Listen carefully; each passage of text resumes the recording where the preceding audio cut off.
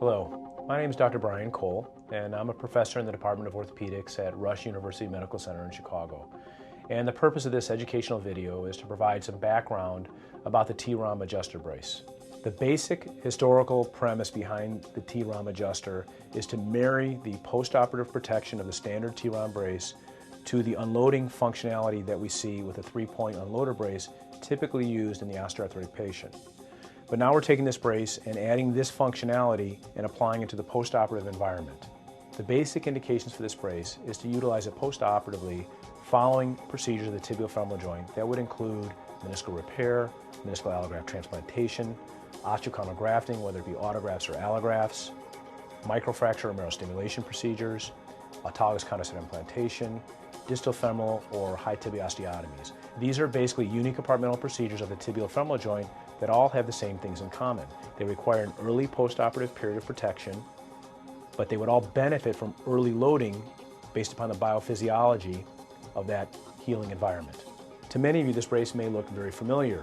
It's a standard TROM brace, but it has that added functionality of the ability to unload.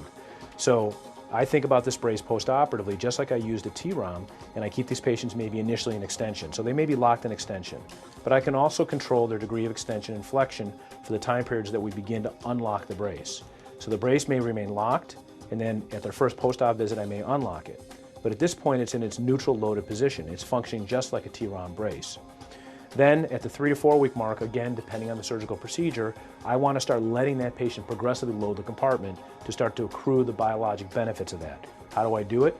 I actually will start dialing in a degree of unloading or offloading, if you will, of the involved compartment. So if I have a medial procedure, the brace would be worn such that the pad would be situated on the lateral side of the knee and essentially increase the pressure on the lateral side of the knee just to the point that the patient begins to have any degree of intolerance to it. So I'd like to maximize the unloading ability to patient tolerance.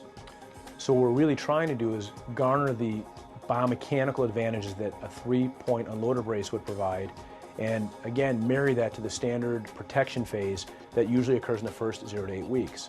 So it allows us to promote early mobilization of the patient at the same time, just because we have that 3-point unloading function that really has an abundance of literature to support its application, and we just apply it to the early post-operative environment. That's really where the novel aspect of this brace comes in, because we have traditionally thought of unloading as a separate principle from post-operative protection. Now we're basically marrying those two concepts.